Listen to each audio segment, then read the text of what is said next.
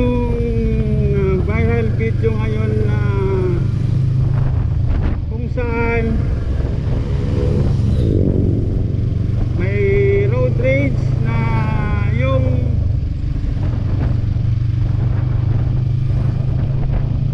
isa ay naka-hoodie at may hawak-hawak na baril.